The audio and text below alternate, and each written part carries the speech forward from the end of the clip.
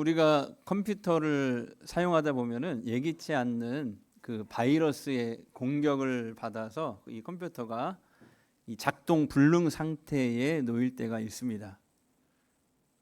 특히 이제 전문 해커들이 심어놓은 이 바이러스에 걸릴 때는 돈을 이렇게 메일로 바로 요구를 합니다.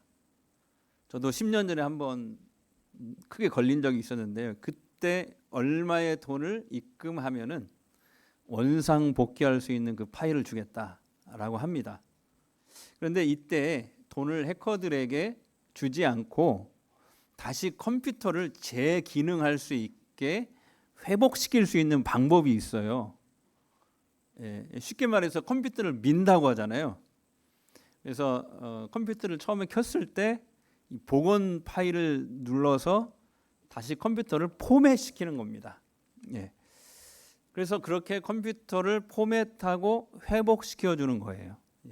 자, 그렇다면 우리의 인생이 망가졌다면 우리는 무엇으로 우리의 인생을 다시 포맷하고 회복시킬 수가 있을까요? 많은 분들이 이제 이런 얘기를 합니다. 이번 생은 끝났어. 이번 생은 망했어. 그때 그 기회를 놓쳐서 두 번 다시는 그런 기회가 오지 않을 거야. 아니면 누군가를 향해서 저 인생은 불능이야. 이렇게 자신과 타인에 대해서 평가와 정의를 내린 분들이 많습니다. 자, 그렇다면 우리 각자의 인생도 과연 어떤 프로그램으로 포맷하면 다시 기회를 얻고 회복할 수 있을까요? 저는 오늘 이런 질문을 가지고 오늘 성경에서 그 답을 찾고자 합니다. 자, 오늘 본문에는요, 이스라엘 역사상 가장 악명 높았던 왕이 나옵니다. 바로 므낫세 왕입니다. 누구라고요? 므낫세 왕. 사실 므낫세보다 그의 아버지 히스기야 왕이 훨씬 더 유명합니다. 아버지 히스기야 왕은 하나님 마음에 쏙 들었던 위대한 믿음의 사람이었거든요. 그런데 아들 이 므낫세는 12살 어린 나이에 왕위를 이어받고 50년간 이스라엘 남유다를 통치했는데요. 아버지가 걸어갔던 히스기야 왕이 걸어갔던 그 신앙의 길을 다 버리고 우상 숭배의 길을 택합니다. 근데 그 이유가 있었어요. 이 성경의 배경을 좀 자세히 연구해 보니까 이렇게 유추할 수 있습니다. 므낫세는 어릴 때부터 아버지를 지켜보면서 신앙의 회의를 느낀 거예요. 아니, 아버지가 그렇게 하나님을 잘 믿었는데도 지금부터 2700년 전이죠. 그때 시대의 당대의 최고의 고대 근동의 최고의 강대국, 지금의 미국처럼 2700년 전에는 아수르 제국이 1등이었단 말이에요. 세상 1등 제국, 아수르 제국. 세계사 시간에는 아시리아라고 나오죠. 최초의 철기 문화를 사용했다. 철기 무기를 사용했다. 그래서 성경에는 아수르라고 나옵니다. 이 아수르 제국이 쳐들어오면은 이스라엘 남유다는 늘 전쟁에 패하고 쑥대밭이 되었기 때문이거든요. 이 지도를 한번 보이시죠? 그때 당시 아수르 제국이 얼마나 많은 나라들을 차지하고 있는지 한번 보십시오. 그 반면에 저기 남유다는 보세요. 보여요? 잘? 히스기야가 통치하는 므낫세가 통치한 저 남유다는 저렇게 점으로 보이잖아요. 그러니까 어린 므낫세의 눈에는 이렇게 보인 거예요. 우리 아버지가 저렇게 하나님을 잘 섬기고 매달려도 우리 남유다는 이 모양 이 꼴이구나. 하나님은 우리를 지키지 못하는 약한 신이다. 진짜 강한 신은 저 아수르가 믿는 신이다. 이렇게 생각했던 거죠. 왜냐하면 그때 당시에는 나라와 나라의 전쟁은 그들이 믿는 신과 신들의 전쟁이라고 생각을 했기 때문에 그렇거든요. 그래서 므낫세는 이제 왕이 되자마자 의도적으로 아버지가 갔던 이 믿음의 길과 정반대의 길을 간 거예요. 아버지가 헐어버린 우상 신당들을 다시 다 전국에 다 세우는 거예요. 그리고 하나님께 예배드리고 제사드리는 예루살렘 성전 그 뜰에다가 보란 듯이 이 므낫세가요, 세상에 존재하는 모든 신들을 다 가져다 거기다 세워놓습니다. 우상을. 심지어는요, 이거 보세요. 이게 몰렉신이라는 건데요, 저게 구리로 만들어졌어요. 구리로. 그래서 몰렉신에게 제사를 드릴 때, 예배를 드릴 때 저렇게 불을 뗍니다. 불을 떼면 구리로 됐기 때문에 저 몰렉신 우상이 어떻게 돼요? 빨갛게 달아오르는 거예요. 그런데 이 므낫세가 어떤 짓까지 저지르냐면 인신공양을 해요. 이 몰렉신은 인신공양하는 그런 우상이거든요. 자기 아들을, 눈에 넣어도 아프지 않는 그 아들을, 우리 장장로님이 저 오늘 손자 데려왔거든요. 손자 데려온 이유를 저는 알죠. 그렇게 해서라도 아들 믿지 않는 아들 부부를 끄집어내려고 손자부터 데려오자, 뭐 이렇게 했던 것 같아요. 그 손자 눈에 넣어도 아프지 않죠?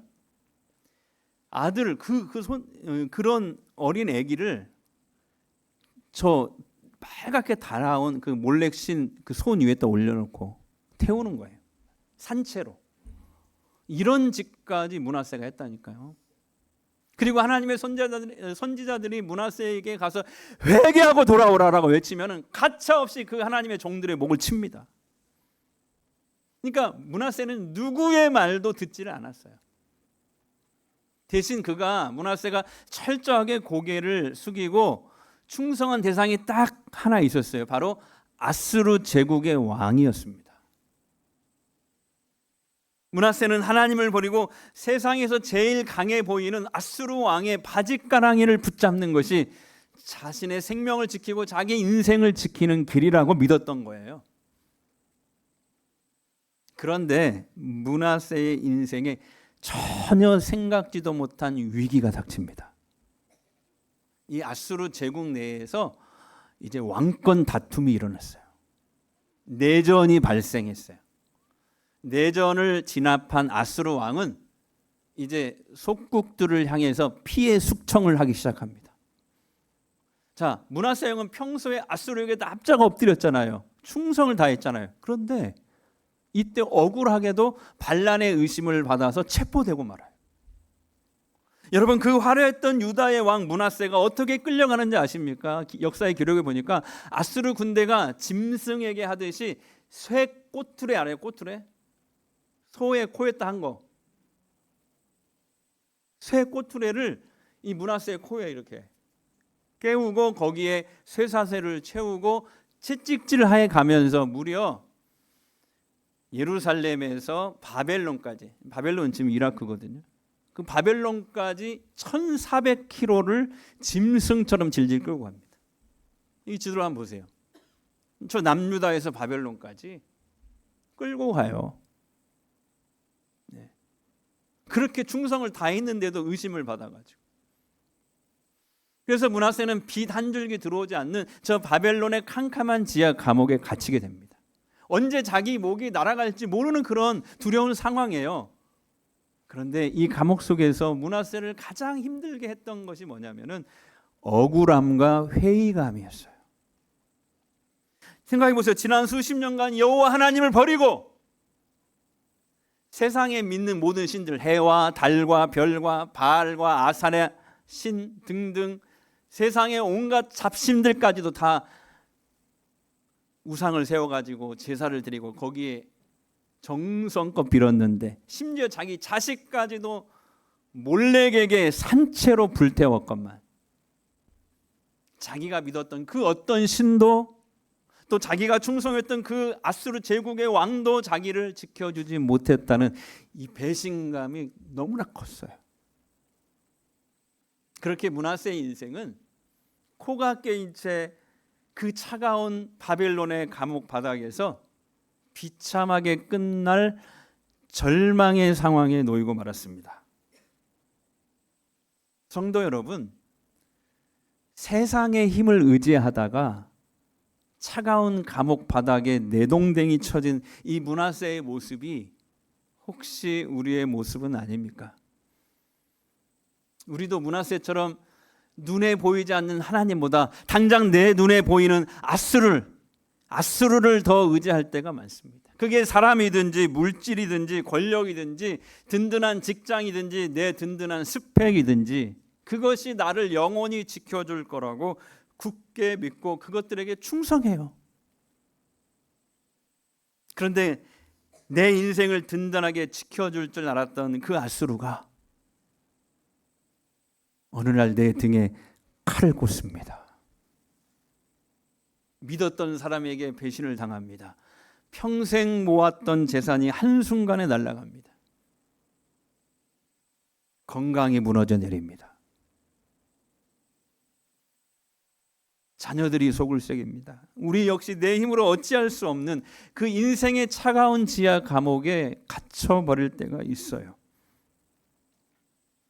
그렇게 우리의 인생에 가장 밑바닥에 떨어졌을 때 우리를 짓누르는 가장 무서운 위기가 뭐냐면 스스로에 대한 절망감이에요. 절망감. 아까 얘기했잖아요. 이번 생은 끝났어. 망했어. 더 이상 나는 가망이 없어.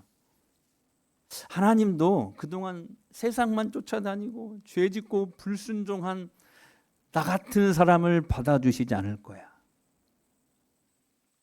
이렇게 부끄러움과 절망에 사로잡혀서 끝내 하나님 앞에 다시 나가거나 그분 앞에 엎드릴 생각을 하지 못해요. 여러분, 그런데 이게 우리 영혼을 진짜 죽음으로 몰고 가려는 사탄의 속임수라는 걸 우리 알아야 됩니다. 자, 보십시오. 오늘 다시 성경을 보면 이 캄캄한 바벨론 지하 차가운 감옥 속에서 빛이 하나도 들어오지 않습니다. 쇠사슬에 묶여 있어요. 곧들어가 깨어서 언제 죽을지 모르는 이런 절망의 상황에서 므낫세가 마지막으로 한 게 뭘까요? 자, 오늘 본문 12절을 한번 보겠습니다. 시작. 그가 환난을 당하여 그의 하나님 여호와께 뭐하고? 간구. 간구가 뭐예요? 기도를 세게 하는 게 간구예요. 그냥 기도가 아니라 기도를 진짜 세게 하는 게 간구다. 간구하고 그의 조상들의 하나님 앞에 크게 겸손하여. 아니, 한번 생각해 보세요. 염치 없는 행동 아닐까요? 너무 뻔뻔하지 않습니까? 아니, 평생 하나님을 버리고 우상 숭배하고 하나님의 보내신 선지자들을 죽이고 하나님의 마음을 갈게 찢어 놓았던 이 므낫세가 한순간에 나락으로 떨어지니까 이제 와서 하나님 살려주십시오. 제가 잘못했습니다. 이렇게 지금 기도하고 있잖아요. 그 감옥에서. 그런데 정말 놀라운 것은 뭐냐면은 이 기도에 대한 하나님의 반응이었어요. 자, 13절 볼까요? 시작. 하나님이 그의 기도를 어떻게 했다고요? 받으시고 또 그의 간구를 들으시고. 성경에 2번 나왔다는 것은 강조의 의미예요. 강조. 그리고 어떻게 했어요? 그가 예루살렘에 다시 돌아와서 그 다시 왕위에 앉게 하시매. 할렐루야. 그러니까 하나님은 죄악으로 점철된 그의 과거를 묻지 않으셨어요. 정말 염치 없는 기도였지만 기꺼이 그런 기도라도 우리 하나님은 들으셨다는 거죠. 다 끝난 줄 알았던 므낫세의 인생을 다시 회복시켜 주신 거예요. 이 므낫세는 다시 보세요. 그 기도 한 번으로, 그 절망 가운데서 기도 한 번으로 다시 예루살렘으로 돌아와 왕위로 복귀한 줄 믿습니다. 그제서야 오늘 말씀해 보니까 므낫세는 깨닫습니다. 아, 신이라고 다 똑같은 신이 아니구나. 내가 이 세상에서 의지할 분은 오직 여호와 하나님 한 분뿐이시구나. 깨닫게 된 거예요. 감옥에서 죽어가던 이 므낫세가 기적적으로 다시 새로운 인생을 시작되게 되는 그 시작이 뭐예요? 부끄럽고 창피하고 염치 없지만 그럼에도 불구하고 하나님 앞에 그 절망의 상황에서 다시 엎드렸을 때 엎드렸을 때, 이쪽은 아멘 안 하네. 엎드렸을 때 때문인 줄 믿습니다. 여러분, 우리가 믿는 하나님은 그런 분이세요. 끈질긴 용서를 베푸시는 분이세요. 혹시 여러분 중에 나는 지은 죄가 너무 커서 염치가 없어서 하나님 앞에 못 가겠어 더 이상 주저하는 분이 계십니까? 똑같은 죄에 계속 넘어지는, 불순종을 밥 먹듯이 하는 이 내 모습이 내 스스로가 볼 때도 지긋지긋해서 하나님 앞에 다시 나가서 엎드리는 일을 포기하시는 분이 있으신가요?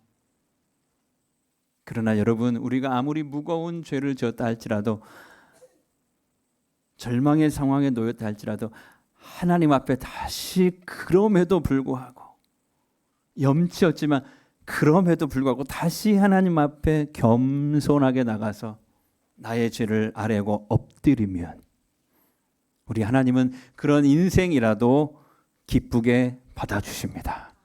우리의 인생을 다시 회복시켜 주세요. 근데 여기서 중요한 사실이 있어요. 그게 뭐냐면, 진짜 회개하고 회복된 인생은요, 반드시 삶의 환경이 변해야 한다는 거예요.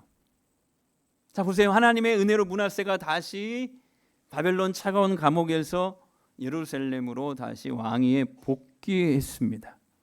자, 복귀한 다음에 므낫세가 어떻게 했을까요? 그냥 눈물을 흘리면서 하나님 감사합니다 하고 거기서 끝나지 않았어요. 그는 돌아오자마자 성전 뜰에 있던 각종 우상들, 자기가 그동안 섬겼던 바알과 아사라 목상을 망치로 자기가 직접 다 때려 부쉈어요. 히브리 원문을 보면 자기가 직접 다 때려 부쉈다고 나와요. 그리고 그것들을 다 모아서 성 밖으로 내던집니다. 불태웁니다. 그러니까 하나님이 싫어하시는 환경을 자기 삶에서 완전히 제거해버린 거죠. 철거해버린 거예요. 그게 오늘 15절 말씀 이하에 쭉 나옵니다. 그리고 백성들에게 선포하는 거죠. 이제 나와 우리 유다 백성들은 오직 하나님만 섬기리라. 이렇게 다짐을 합니다.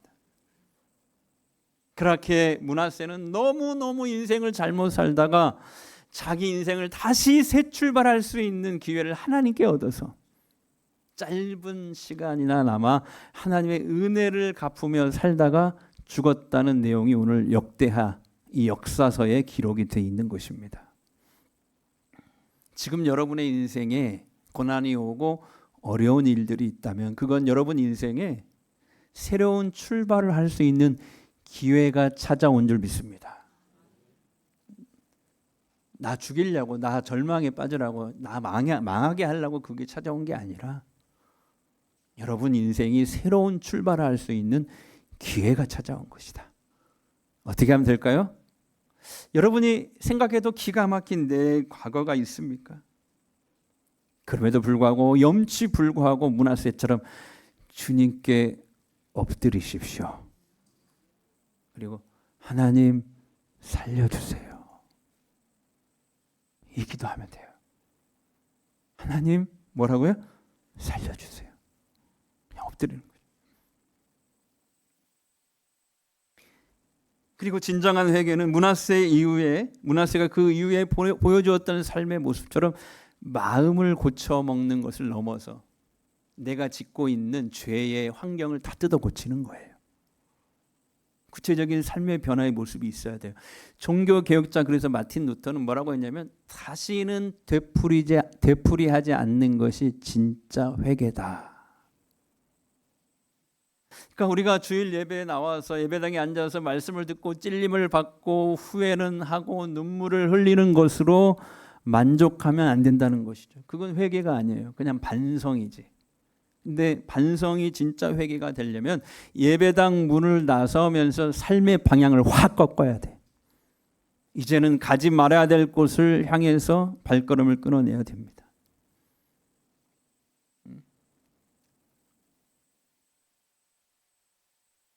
이것이 나를 살리는 진짜 회개인 것이죠. 그렇게 하나님께 회개하고 엎드리고 돌아오는 자에게 하나님은 온전한 회복을 주십니다. 새로운 인생, 축복된 인생의 기회를 주신다니까요.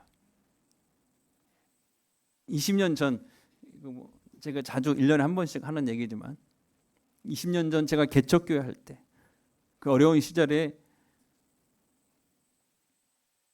전도를 하는데 한 2년간 계속 전도를 한 30대 젊은 여자분이 계셨어요.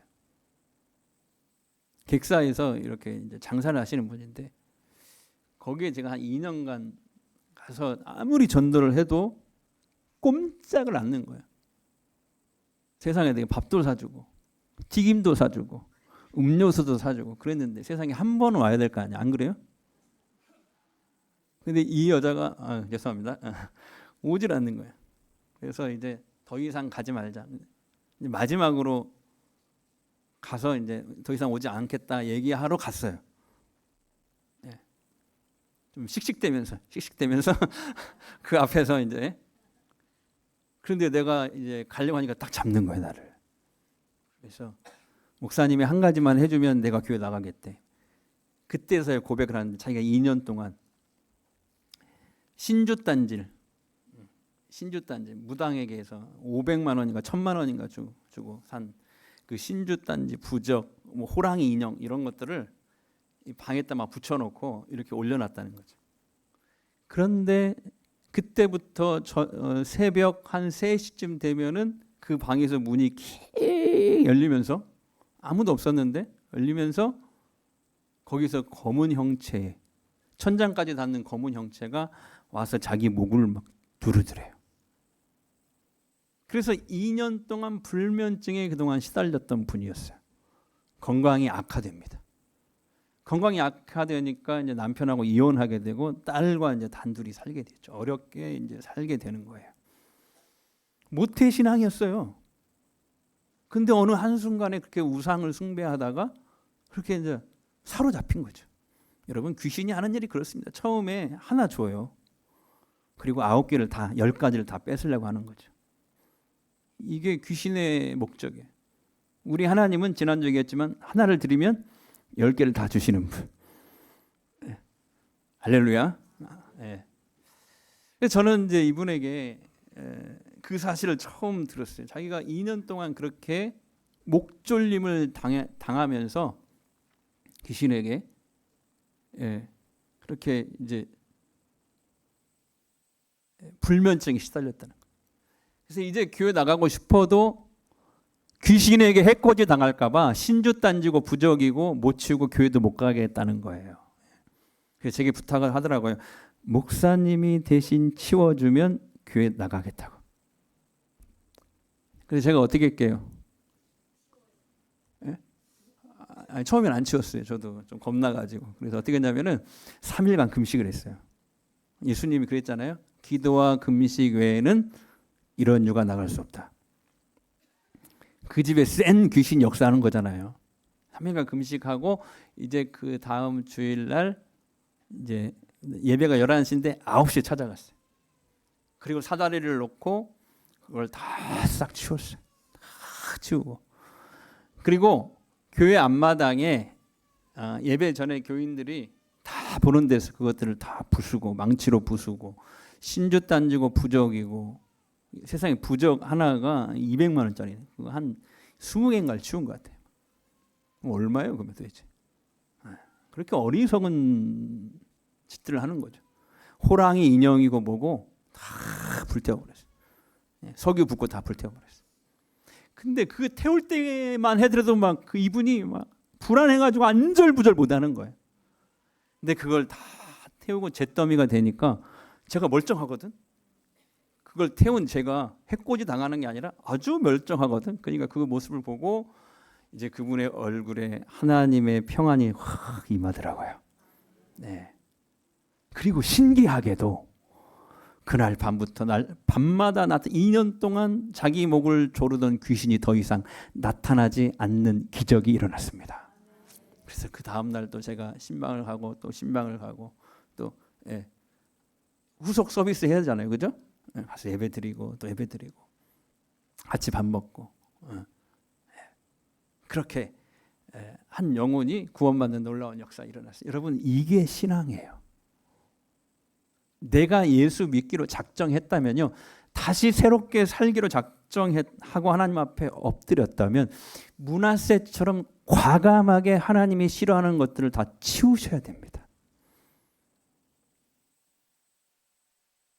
혹시 여러분 집에 아직도 걸려있는 달마도 있으신가요? 내 속에, 내 손목이나 자동차에 걸려있는 염주, 지갑 속 베개 속에 있는 부적, 내가 은밀하게 즐기고 있는 죄의 습관들을 다 끊어내고 철거하셔야 돼요. 그래 하나님의 온전한 회복이 우리에게 그 기회가 주어집니다.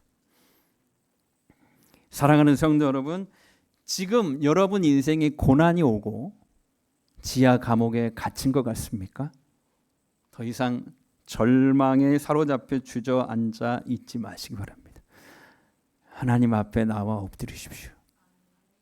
염치불구하고 엎드리십시오. 너무 간단하죠? 너무 간단해서 하기가 싫은가요? 그냥 하나님 앞에 엎드려서 하나님 살려주십시오. 절망의 상황이지만 지난주 새벽 말씀에, 에스겔 말씀에 너희가 절망 가운데서 돌이키면 너희가 살리라, 이렇게 말씀하셨거든요. 우리 하나님은 끈질긴 용서의 하나님이시기 때문이에요. 므낫세를 회복시켰던 하나님께서 우리의 삶도 회복시키는 그 놀라운 은혜가 임하게 되기를 주의 이름으로 축복합니다.